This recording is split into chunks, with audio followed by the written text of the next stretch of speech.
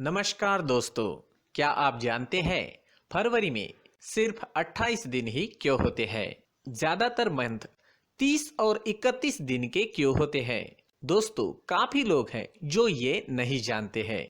तो चलिए आज हम जानेंगे फरवरी में 28 दिन क्यों होते हैं और मंथ 30 और 31 दिनों का क्यों होता है। दोस्तों, इसे जानने से पहले हम ये जानेंगे कि फरवरी में हर 4 साल बाद 29 दिन कहाँ से आते हैं। जी हाँ, तो दोस्तों होता क्या है, जब पृथ्वी सूर्य का एक चक्कर लगाती है तो इस एक चक्कर लगाने में 365.25 दिन लग जाते हैं। जी हाँ, यानी 365 पूरे दिन के अलावा 6 घंटे अलग से लगते हैं। अगर हम फरवरी के 28 दिन के हिसाब से चले तो हर साल हम 6 घंटे पीछे रह जाते हैं और इस कमी को पूरा करने के लिए हम हर 4 साल बाद फरवरी में एक दिन अलग से जोड़ देते हैं। जी हाँ, ताकि हमने जो 6 घंटे छोड़ दिए थे वो वापस हमारी जिंदगी में आ जाए और पृथ्वी के चक्कर लगाने की गणना भी पूरी हो जाए। तो दोस्तों, यहाँ आपको पता चल गया होगा कि फरवरी में हर 4 साल बाद 29 दिन कहाँ से आते हैं। दोस्तों, अब हम जानते हैं फरवरी में सिर्फ 28 दिन ही क्यों होते हैं। तो इसे जानने के लिए कैलेंडर के इतिहास में जाना होगा। जानकारी के मुताबिक आपको बता दें, कैलेंडर को सबसे पहले रोमन्स के द्वारा बनाया गया था। रोमन्स के जो पहले राजा थे उनके सामने चुनौती ये थी कि बार बार मौसम चेंज हो रहा था। इसके साथ कई फेस्टिवल्स भी आ रहे थे। तो मौसम और फेस्टिवल को निश्चित करने के लिए उन्होंने सबसे पहले मार्च से दिसंबर तक का 10 महीने का कैलेंडर बना लिया। इस तरह रोमन साम्राज्य का कैलेंडर जो है वो मार्च महीने से शुरू होता था और दिसंबर पर खत्म होता था। इस कैलेंडर में जनवरी और फरवरी होता ही नहीं था।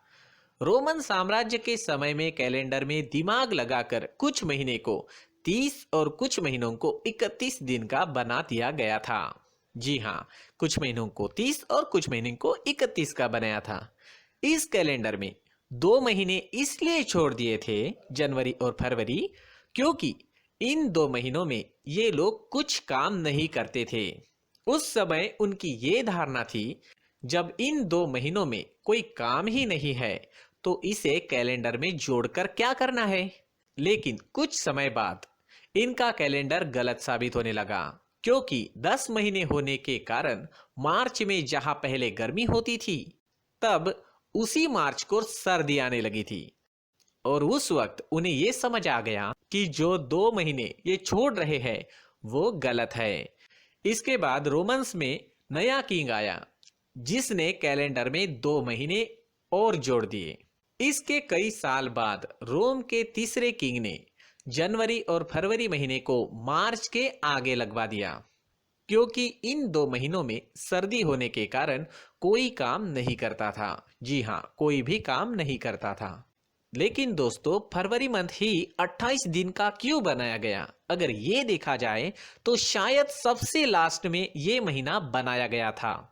इसलिए फरवरी को छोड़कर सभी महीने 30 और 31 दिन के बना लिए गए और जो बचे हुए 28 दिन थे उन्हें फरवरी महीने में सबसे लास्ट में जोड़ दिया गया था। लेकिन रोम के तीसरे किंग ने सर्दी की वजह से जनवरी और फरवरी को कैलेंडर में सबसे पहले जोड़ दिया। दोस्तों, ये सब बनाने के बाद एक और परेशानी थी, क्योंकि अभी भी 4 साल में एक दिन बच रहा था।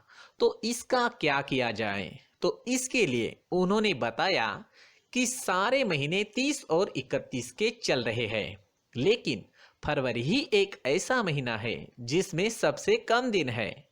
तो फरवरी महीने में एक दिन को लीप डे बोलकर हर 4 साल में जोड़ा जाने लगा।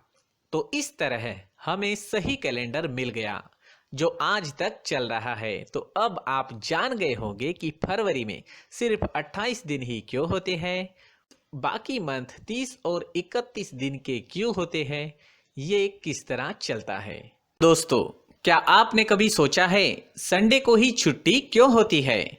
जी हाँ, संडे को ही छुट्टी क्यों होती है? दोस्तों, वीकेंड का इंतजार तो सभी को रहता है। क्या स्कूल, क्या कॉलेज और क्या दफ्तर। हफ्ते भर काम के बाद जब संडे की आहट होती है तो मानो खुशनुमा हवाएं चलने लगती है, कानों में संगीत बजने लगता है, मन और शरीर दोनों हल्का लगने लगते हैं। आहा हा हा हा। लेकिन संडे को फंडे बनाने के बीच क्या कभी ये सोचा है कि आखिर रविवार को ही छुट्टी क्यों होती है? दोस्तों, ये अंग्रेजों के जमाने की बात है। जी हाँ, किस्सा बड़ा मजेदार है। असल में जब भारत गुलाम था और देश में ब्रिटिश शासन था, तब एक मिल थी और उस मिल में काम करने वाले मजदूरों को एक दिन की भी छुट्टी नहीं मिलती थी। जी हाँ, उन्हें एक दिन भी छुट्टी नहीं मिलती थी। उन्हें सातों दिन काम करना पड़ता था। जबकि हर रविवार को ब्रिटिश अधिकारी चर्च में जाकर प्रेयर करते थे, यानी उन अधिकारियों की छुट्टी होती थी। लेकिन मजदूरों के लिए ऐसा कोई नियम नहीं था।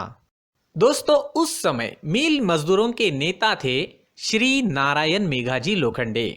उन्होंने अंग्रेजों के सामने साप्ताहिक छुट्टी का प्रस्ताव रख दिया और कहा कि 6 दिन काम करने के बाद मजदूरों को भी सप्ताह में एक दिन अवकाश मिलना चाहिए। लोखंडे जी ने तर्क दिया कि मजदूरों को हफ्ते का एक दिन अपने देश और समाज की सेवा करने के लिए मिलना ही चाहिए। उन्होंने ये कहा कि रविवार को हिंदू देवता खंडोबा का भी दिन है, इसलिए मजदूरों को भी संडे को ही साप्ताहिक छुट्टी मिलनी चाहिए। दोस्तों, यदि आपको लगता है कि अंग्रेजों ने उनकी ये मांग मान ली तो आप गलत है, क्योंकि अंग्रेज तो आखिर अंग्रेज है। मजदूरों पर जुल्म और ज्यादती करने के लिए मशहूर ब्रिटिश अधिकारियों ने इस प्रस्ताव को अस्वीकार कर दिया था। लेकिन दोस्तों, नारायण मेघाजी लोखंडे ने हार नहीं मानी। उन्होंने अपना संघर्ष जारी रखा। करीब 7 साल तक अपने इस अधिकार के लिए मजदूर लगातार मांग करते रहे। तब जाकर 10 जून 1890 को, जी हाँ, 10 जून 1890 को ब्रिटिश सरकार ने आखिरकार रविवार को मजदूरों के लिए भी छुट्टी का दिन घोषित कर दिया। दोस्तों, श्री नारायण मेघाजी लोखंडे, जिनकी मांग के कारण मजदूरों को साप्ताहिक छुट्टी मिलने लगी, उन्हीं की मांग के कारण मजदूरों को रविवार को दोपहर आधे घंटे की खाने की छुट्टी भी मिलने लगी। मजदूरों के मासिक वेतन को भी नियमित करवाने में लोखंडे जी का ही बड़ा योगदान रहा है। इसलिए उनके सम्मान में साल 2005 में भारत सरकार ने उनके नाम के डाक टिकट भी जारी किए हैं। तो दोस्तों, क्या आप जानते थे रविवार को छुट्टी मिलने के लिए, संडे को छुट्टी मिलने के लिए इतना संघर्ष करना पड़ा था? दोस्तों, ये वीडियो आपको कैसा लगा?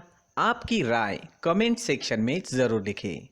अगर आप चाहते हैं कि ये जानकारी आपके दोस्तों को भी मिले तो अभी इसी वक्त वीडियो को अपने दोस्तों के साथ शेयर जरूर करें।